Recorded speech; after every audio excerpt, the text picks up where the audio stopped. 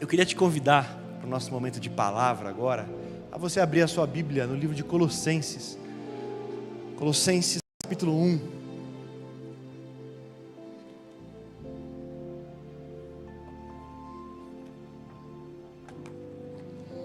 Versículo 11.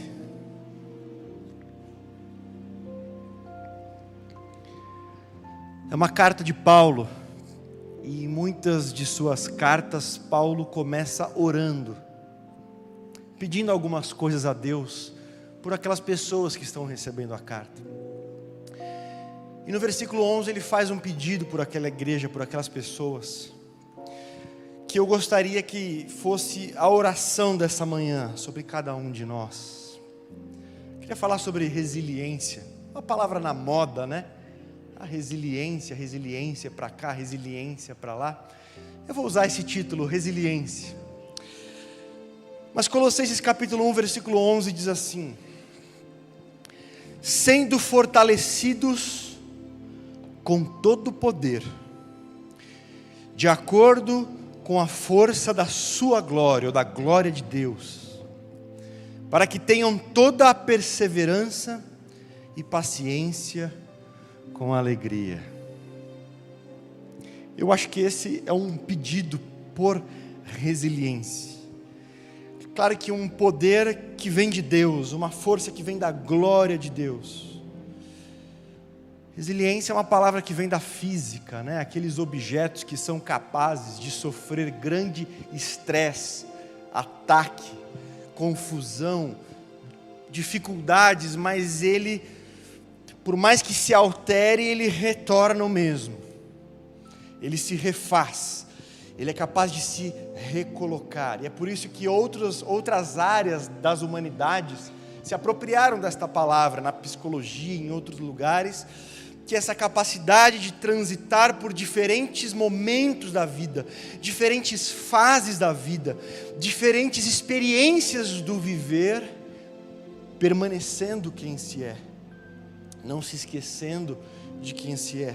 Porque talvez você já tenha percebido, a vida não é uma estrada reta e aplainada. Ela é cheia de curvas, de subidas, de descidas. E aparecem alguns buracos no caminho. E para passar bem por isso, resiliência é uma palavra que explica bem o que Paulo está pedindo aqui, sobre estes irmãos e irmãs de Colosso, que fica na Turquia. Mas a Bíblia, isso é algo muito importante se você quiser se aproximar e entender a Bíblia. A Bíblia não é um manual de conceitos abstratos e genéricos. Você não vai encontrar na Bíblia, amor significa, amor é igual, isso, aquilo, com uma definição platônica de amor. Resiliência, isso, e explicações. A Bíblia é, acima de tudo, um livro de história. Então ela não explica teoricamente o amor de Deus, mas ela diz: Deus amou o mundo de tal maneira que entregou o seu Filho. É como o amor se manifesta, como o amor age, como o amor se realiza na prática. Até fé, quando a Bíblia vai definir, excepcionalmente ela faz isso, Romanos 11, fé é o firme fundamento das coisas que se esperam e tudo mais. Ela gasta um versículo, e depois ela passa o capítulo inteiro falando: pela fé Abel, pela fé Abraão, pela fé Noé, pela fé Moisés, pela fé homens dos quais o mundo não era. O capítulo inteiro tem só um comecinho de conceito. Todo o restante, 99% do capítulo 11 de Hebreus, é mostrando na prática o que é a fé. A mesma coisa acontece com resiliência. A Bíblia não vai te dar conceitos abstratos do que significa a perseverança, a resiliência, a paciência, mas ela colocará diante dos nossos olhos vidas, pessoas que foram resilientes, pessoas que passaram por diferentes circunstâncias e se mantiveram firmes, fiéis, pacientes e perseverantes naquilo que era. Quem nunca ouviu da história de Daniel? Um menino de 14 a 16 anos, tirado de casa, levado a 1000 quilômetros de distância, de Israel para a Babilônia, mais de 1.000 quilômetros de distância, para nunca mais voltar para casa, para nunca mais reencontrar seus pais, para nunca mais reencontrar Jerusalém, a Terra Santa e coisas do tipo. Foi levado para as escolas da Babilônia, para ouvir dos heróis da Babilônia, recebeu um outro nome, Beltesazar, que tinha uma referência a um deus da Babilônia. Ora, como pode um menino de 14 a 16 anos não ceder diante de tamanha pressão, não se entregar diante de tamanho projeto babilônico de mudança de uma pessoa? Porém, Daniel capítulo 1, versículo 8 diz: Daniel assentou no seu coração não se contaminar com as refeições da Babilônia. Um garoto de 16 anos, mergulhado num novo sistema que queria despersonificá-lo naquilo que ele era, assenta no seu coração, mostrando que as circunstâncias, que as pressões, elas podem ir até certo ponto. O exterior tem influências, mas há um lugar onde somos nós que temos que nos lembrar de quem nós somos. E é interessante quando você vai para Daniel capítulo 6, vem um outro teste, Daniel na cova dos leões. Não se engane, nesse texto agora Daniel já tem mais de 80 anos. Sabe, mas eu vi um desenho que tinha um menino na cova dos leões. Pois é, mas não é. Mais de 70 anos já tinham se passado desde que Daniel tinha chegado por lá. E quando ele é posto à prova de novo, você percebe, ainda é o mesmo Daniel, com certeza cheio das rugas, dos cabelos brancos, com as suas dificuldades da velhice, mas é o mesmo coração, é o mesmo Daniel, resiliência. Como não se lembrar de Caleb, que nem israelita era, quenezeu, que você não sabe o que é e nem eu. Quenezeu, não é israelita, não fazia parte do povo escolhido, o povo da aliança. O nome dele significa cão e escravo. Para quem gosta de nome, não, porque meu nome significa, então isso vai trazer muita coisa boa ou má para a minha vida. Você vai ter um problema de encaixar isso na Bíblia, viu? Porque Absalão, que era um cara da guerra, o nome dele significava paz.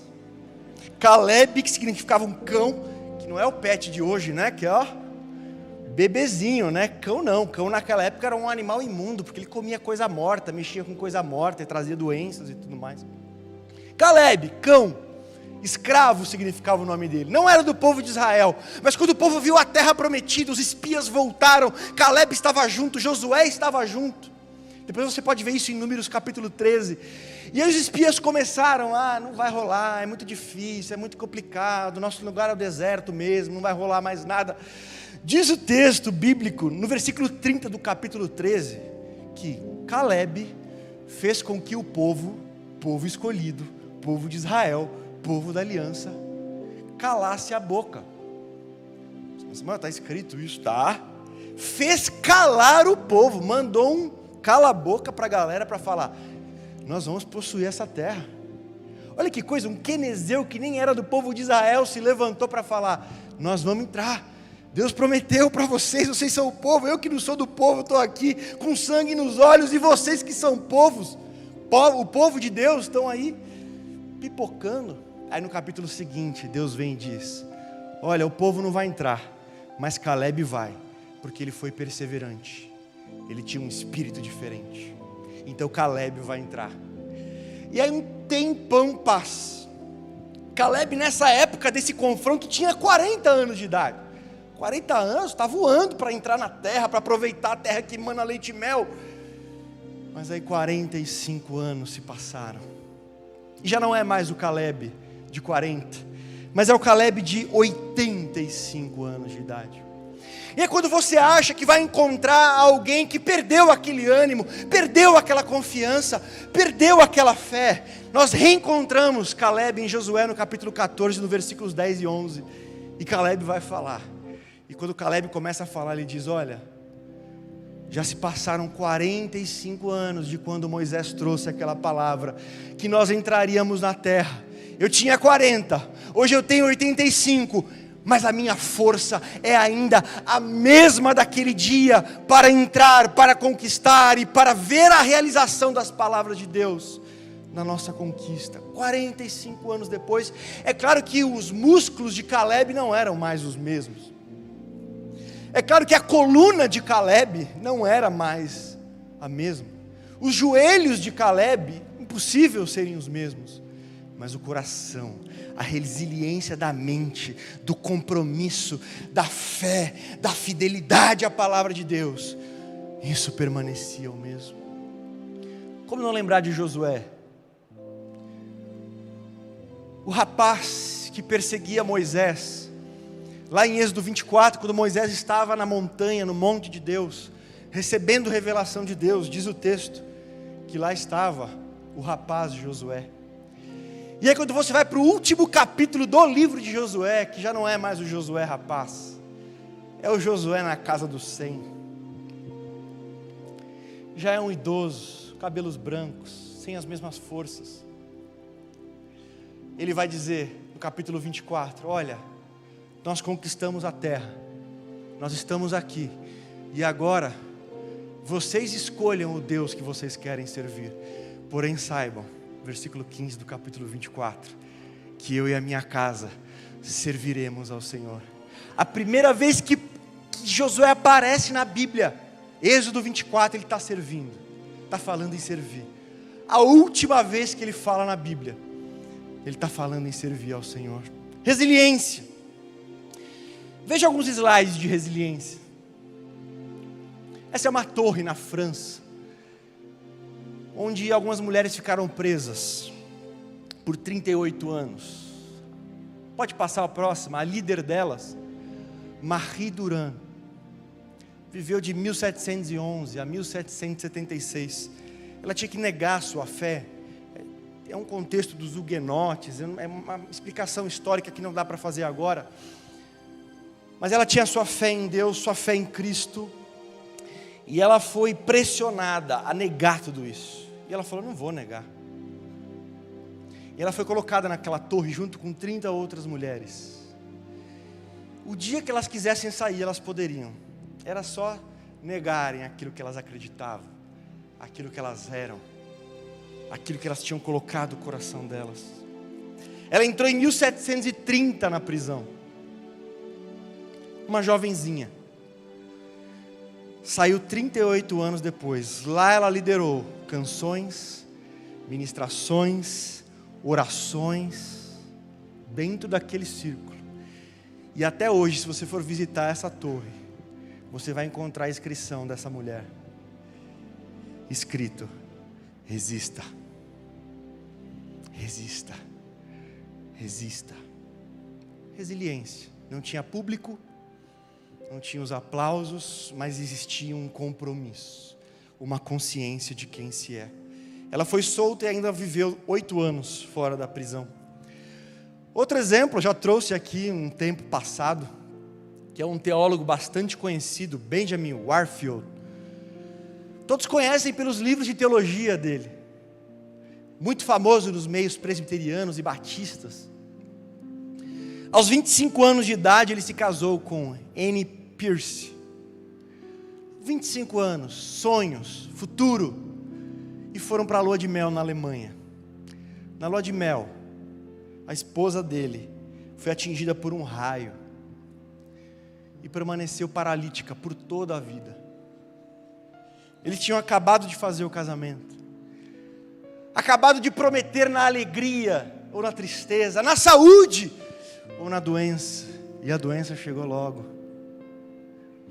Pois esse homem cuidou dessa mulher por 39 anos, até enterrá-la.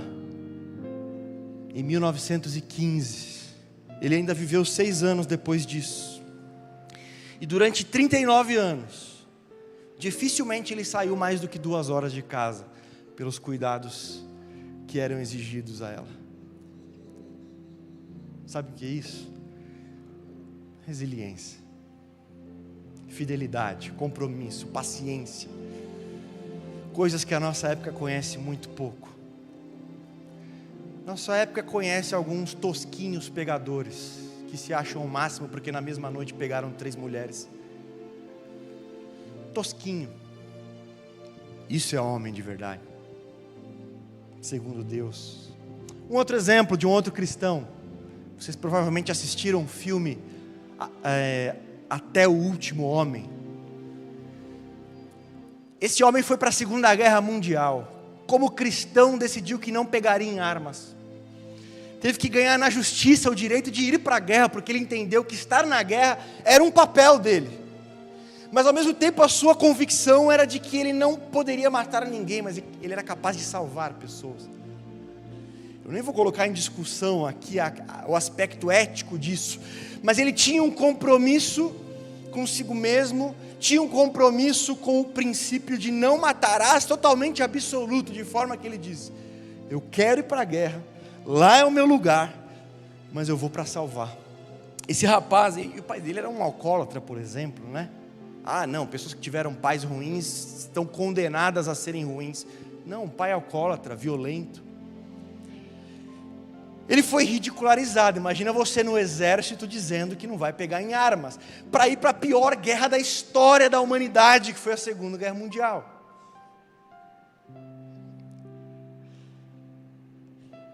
No relato da biografia dele, enquanto ele orava, as pessoas jogavam sapatos, outros soldados jogavam sapatos nele. E aí num combate que aparece no filme contra os japoneses, há uma batalha sangrenta, várias pessoas são feridas, e o exército americano tem que bater em retirada, só que existem vários e vários soldados que são deixados para trás feridos. Quem foi buscá-los? Esse moço. Compromisso com Deus, compromisso em salvar, entendeu que seu chamado era salvar. E ele conta que ele salvava uma pessoa e voltava, e ele orava: Deus, me ajude a salvar só mais um.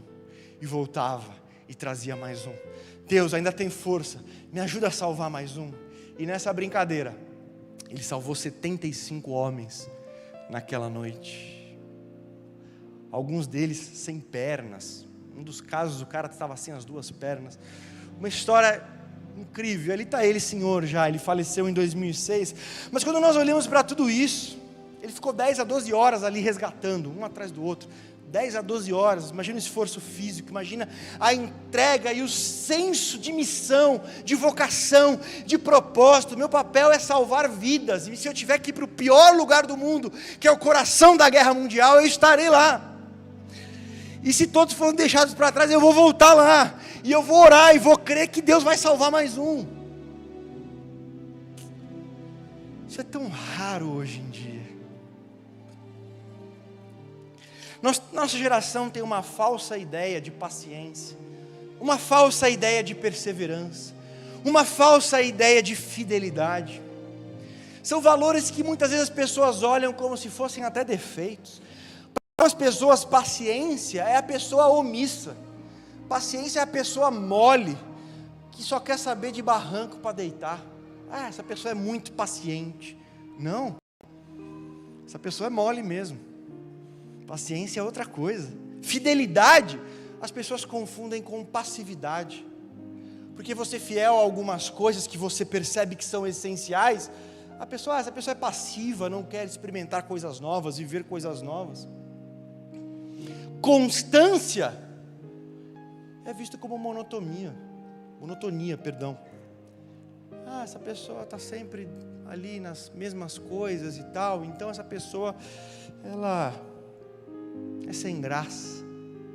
Percebe como coisas que são tão importantes quando nós lidamos com valores verdadeiros, quando nós lidamos com a nossa essência, com a nossa vocação, com o nosso chamado, com aquilo que estamos aqui para fazer, como foi dito pelo Wellington. Dessas coisas nós perdemos o glamour da novidade. Nessas coisas nós perdemos o afago da vaidade. Mas elas continuam tão importantes, tão necessárias e tão coerentes com quem nós somos, independente de serem novidade, independente de alimentarem a vaidade ou o glamour.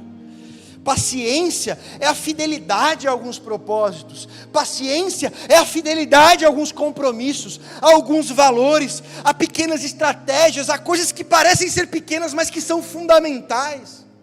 Ou como disse um pastor recém-falecido, Eugene Peterson, uma longa obediência na mesma direção.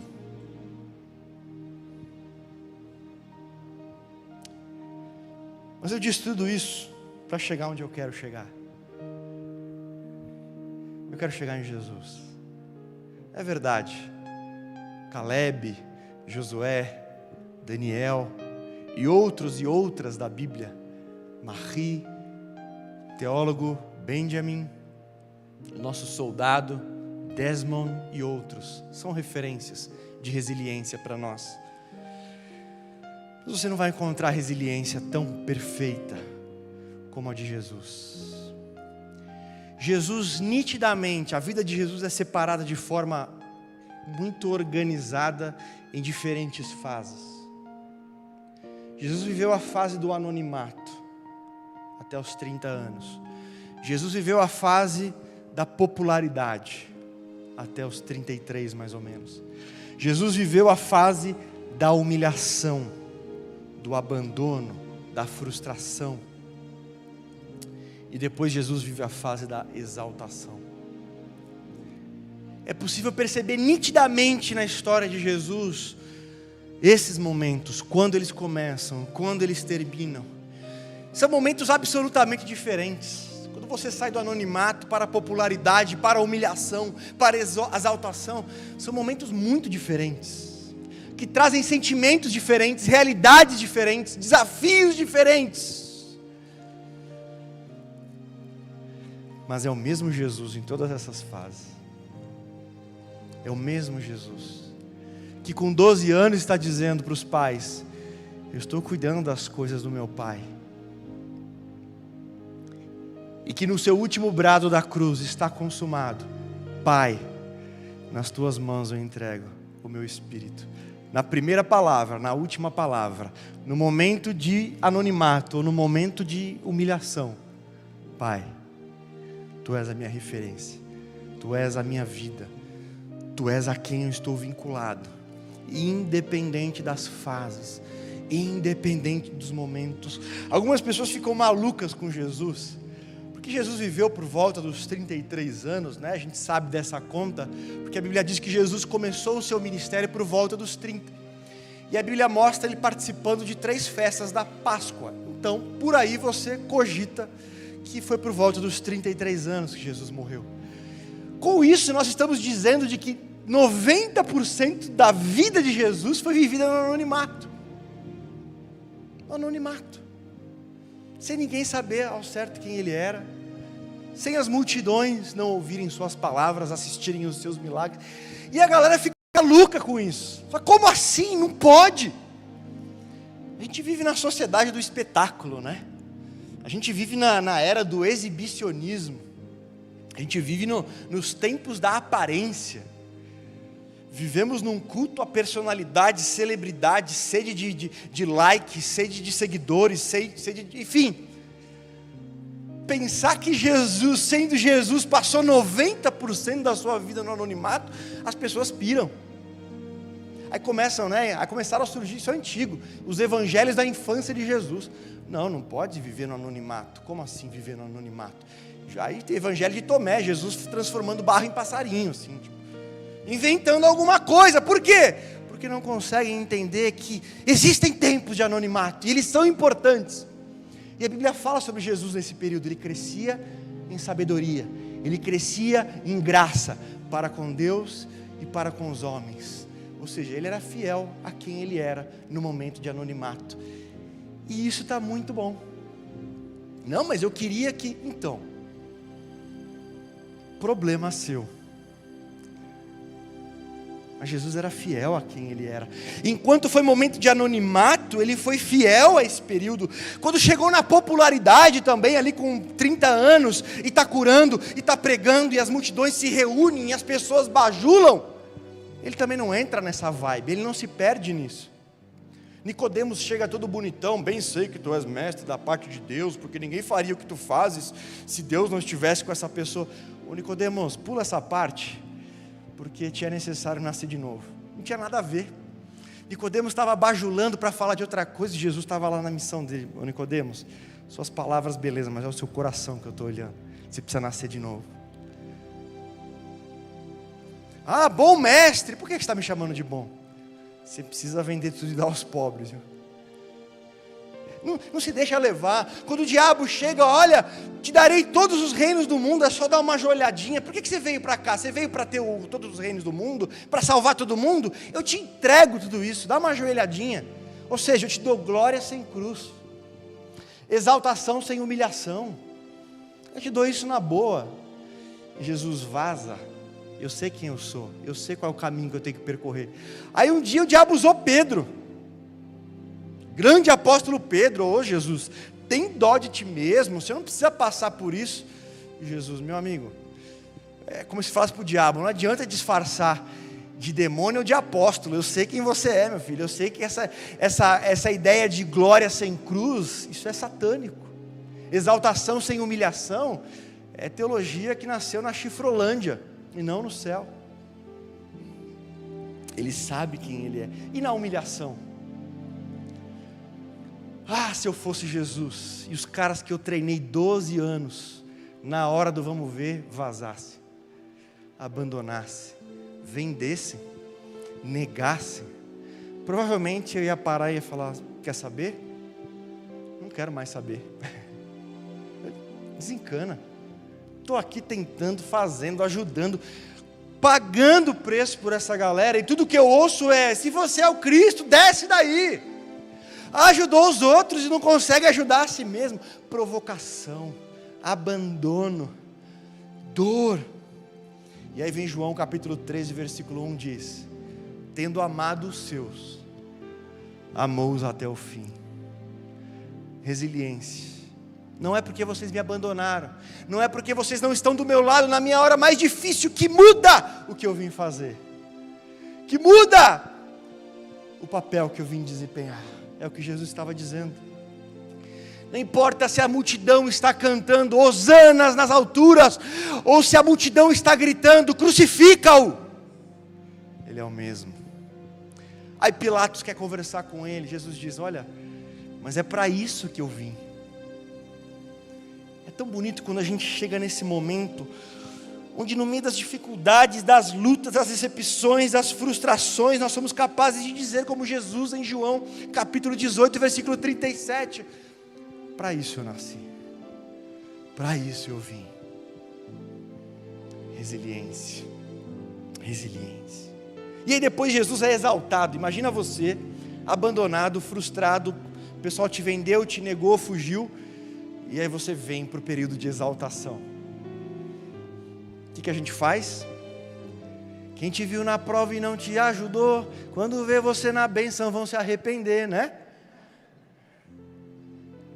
Jesus, primeiro encontro com os discípulos, se sou eu, descascaria incansavelmente a orelha daqueles miseráveis. Primeira palavra de Jesus, primeira, paz seja convosco. Por quê? Porque ele é príncipe da paz. Príncipe da paz, quando chega falando de paz. Resiliência, resiliência. E é interessante que Jesus, depois que vai embora, 10 dias depois, se fosse eu, exaltado no trono, vai descer o quê? Fogo do céu. E Jesus manda o Espírito Santo 10 dias depois, o maior presente que poderia dar, a coisa mais preciosa, do que dependeria todo o projeto. Ele não mudou. Anonimato, popularidade, humilhação, exaltação. É o mesmo Cristo, é a mesma missão, é o mesmo propósito, olhando para frente, seguindo. E essa é a minha oração, essa é a nossa oração desta manhã. Senhor, me dá um coração que não volte atrás. Senhor, aumenta a minha resiliência naquilo que é fundamental, naquilo que é importante, naquilo que é propósito e sentido da minha vida, no meu relacionamento contigo, com as pessoas que o Senhor colocou na minha vida para que eu cuidasse, para que eu estivesse vinculadas a elas. Senhor, fortalece o meu coração. Como Paulo orou, que Deus dê força, força que vem não dos nossos braços, mas da glória de Deus, que vem com essa paciência E não é essa paciência reclamadora, murmuradora. Não, Paulo pede a paciência alegre. Não é a paciência e a perseverança do vitimismo, do Marte. Não, eu sou firme, mas está sempre com palavra de martírio na boca, como se fosse. Não, é alegre, porque é mais um dia de vida, é mais uma oportunidade, é mais um tempo que Deus tem me dado. São mais pessoas que eu vou ter contato por mais um dia. Eu vou poder me aproximar de Deus mais um pouco. Nós precisamos de resiliência espiritual nas nossas vidas. Numa geração tão descartável, numa geração tão viciada em trocar de estímulos para preencher os seus vazios. E aí o estímulo é uma droga, o estímulo é uma experiência, e isso tem que continuar mudando, até um dia que a gente vai perceber que será a longa obediência na mesma direção que vai nos trazer paz, que vai nos trazer felicidade, senso de missão cumprida. E para isso, a gente tem que aprender como Paulo. Aprendi a estar contente em toda e qualquer situação. É uma coisa que a gente aprende isso. Filipenses 4:12. A ter muito, a ter menos. A estar com sobra, a ter necessidade. Ou seja, passar pelas diferentes fases da vida sendo o mesmo. Por que, Paulo? Porque posso todas as coisas naquele que me fortalece. É nesse contexto que Paulo diz isso. O Deus que nos fortalece para sermos os mesmos, no tempo da lágrima, no tempo do riso, no tempo da vitória, no tempo da perda, no inverno, no verão, no outono, na primavera. Dificuldades, desafios virão, oscilações de emoção, mas há alguns compromissos, algumas posturas que não estão abertas a negociações, a inconstâncias e abandonos. Que Deus nos ajude, que Deus nos fortaleça a sermos resilientes nestas coisas. Você pode ficar de pé, eu queria orar sobre esse versículo, aquilo que Paulo orou há quase 2000 anos. Feche seus olhos se você quiser que essa oração que nós já lemos, mas que seja sobre a sua vida, para essa semana, para aquilo que tem acontecido na sua casa, no seu relacionamento com Deus, com os seus filhos, no seu trabalho. Seja fortalecido com todo o poder, de acordo com a força da glória de Deus, para que você seja perseverante e paciente, com alegria, em nome de Jesus.